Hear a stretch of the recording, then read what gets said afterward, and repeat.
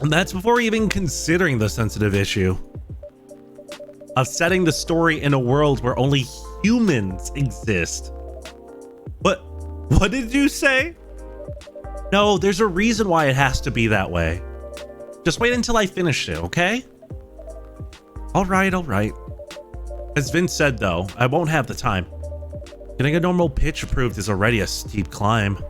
Let's not make the mountain even higher. Fair enough. What's the story all about, by the way? You'll have to wait for it. Don't want to spoil the fun. Well, if you say so. Anyway, I haven't ordered anything. Well, what do you want to drink tonight? Ginger latte, if you know how to make it. How do we make a latte? I forgot.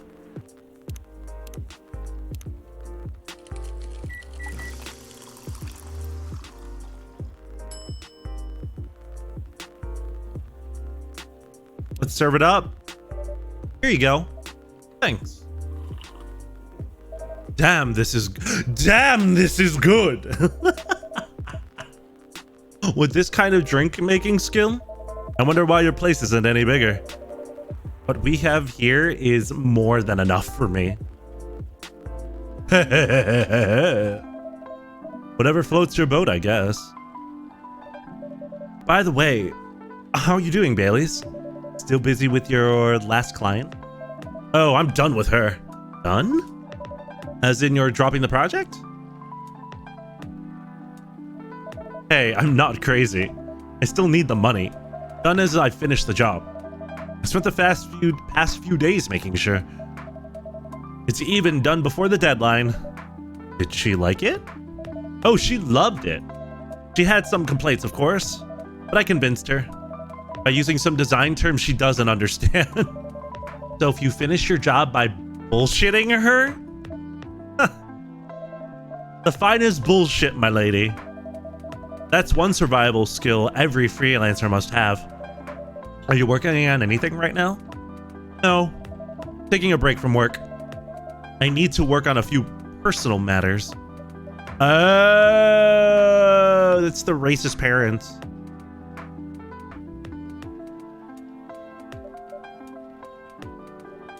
Like you and Lua? Something like that. By the way, I'm curious. How did you guys meet? If you don't mind me asking. I don't mind. It's just that I was young and stupid, you know. Oh, come on. Who hasn't been there? Type 1 if you've been young and stupid. Type 2 if you're there now. You're right. So, me. This is me right now. I was a bit of a player back in college. Ooh, spicy.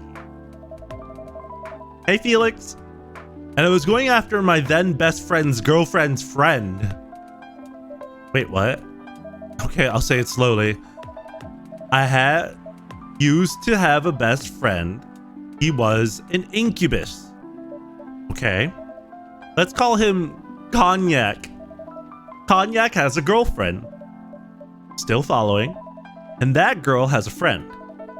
The friend is the one I'm after. Oh, okay. Got it. She was one of the hottest girls there, but everyone knew she wasn't the type of girl you'd want to date. Why?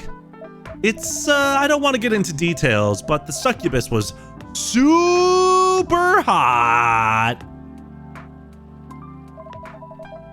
And all the guys wanted to sleep with her. She was a player, too. What? That doesn't sound like Lua at all. Because it wasn't Lua, genius. Huh? Lua was my friend's girl. Holy moly. So he stole his best friend's girlfriend. Doing well, Shadow. This is getting spicier. The other girl's name was, let's call her Rose. Continue. I knew Lua thanks to her relationship with Cognac. That's a fake name you made up, right? Yes. Oh my god, Bailey's and Cognac. Oh my god. Oh my God, let's just call everybody alcoholic drinks. Rose would be like tequila rose.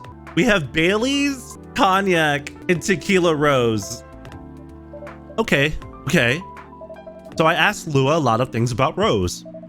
She knew what I was after. It annoyed her so much, but I kept on bothering her. I mean, I was a pretty active guy back then. So Lua came over to visit at one point. I lived with Cognac back in college. I'd been out and I got back just as Lua arrived. A total coincidence. We went into our place together and witnessed something surprising. Cognac was sleeping with Rose?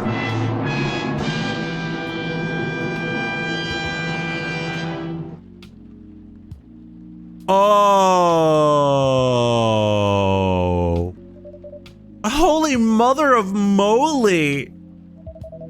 I saw the look on Lua's face, the disbelief, the anger, and sadness. And without even thinking about it, I punched Cognac in the face. For you what? I got into a fight with him. Oh, I haven't told you. Cognac was a Brazilian jiu-jitsu tutor for kids. He's pretty good. Yeah, I landed that one punch, and he beat me into a pulp. Easily. Lua begged me to stop fighting on her behalf. More like she begged Cognac. I wasn't kidding. I lost, but I don't give up easily. I was beaten pretty bad. So Lua took care of my injuries. We grew closer after that. Wow. Okay. Like, he's definitely growing on us. And I don't even remember the exact date. But suddenly, the friendship turned into a relationship. That's one hell of a story. I know. Have you seen her by any chance? Yeah. Lua came by a few days ago. How's she doing? Hasn't returned any of my calls or texts. Well, she's healthy, that's for sure. She got into an argument, though. With whom? Well, there was this male model. A male model? I didn't think she was that type of girl. To go out with a model. Oh, they weren't together. What were they arguing about? Well, we were talking about your relationship. Lua told us the reason behind the fight. About your family stuff. And then the guy, Hyde, joined the discussion. What did he say? He didn't understand why Lua would insist on getting family approval, considering, you know, what? You're willing to leave your own family? You would do that for her? Yes, I would. I'm sick and tired of my family. Why would you say that? Let me tell you about my family. Or I should say, most elven families. They all think they're so high and mighty. If you're born an elf, there are certain unwritten rules you must follow. Reputation and appearance are everything. We must never, ever make our family look bad. You can only befriend certain people. You must dress a certain way. You can only have certain jobs. Jobs that are deemed unworthy and accessible, like being a doctor, a lawyer, a CEO. You know, ever since I was a kid, I was always wanted to be an artist. I love drawing and creating art. However, becoming an artist is not something elves would deem suitable. Unless you become the next Da Vinci. So, when I switched from a business major to an art major, my parents went crazy, screamed like they were on fire. They told me that I'd never be rich or successful. All that because you chose an art degree? You want to know the worst part? They blame Lua. What do you mean? They blamed her for my decision to pursue my passion for art. Yelled about her kind in ruining the country. Accusing her religion of worshipping the Dark Lord. Accusing her of putting a spell on me and cursing the family. Holy shit. I mean, come on, this is the 21st century. That's so not cool. I don't want to sound judgmental. Your family is racist. Tell me about it. Lou is the only person that can make me feel alive. She showed me how I can be free and pursue my dreams.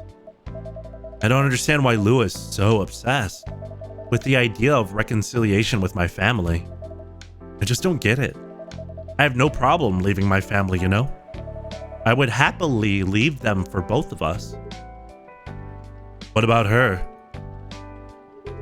What about her and her family? I love how Gala is just like, I'm gonna slide into your conversation with this poignant phrase. You may be happy to leave your family. However, it may not be the same for her. Gala, do you have something to say? Perhaps you can give us a different perspective. Sorry, I didn't mean to eavesdrop, even though I'm one seat away. I couldn't help overhearing your story. I assume that the person you're talking about is not Elf, correct? Yeah, she's a succubus. I see. I'm a werewolf. For werewolves, the wolf pack is the most important thing. We'll put family before any other. We often have our own problems within the pack, but we won't abandon our family for anything. Perhaps that's also true for her and her family. Besides, if you leave your family for her, wouldn't that make your parents believe that all the bad stereotypes about succubi are true? I never thought of it that way before. Whether you like it or not, your actions will have an impact on her as well. And if you leave your family for her, that will put her in a difficult spot. You might feel responsible for your actions.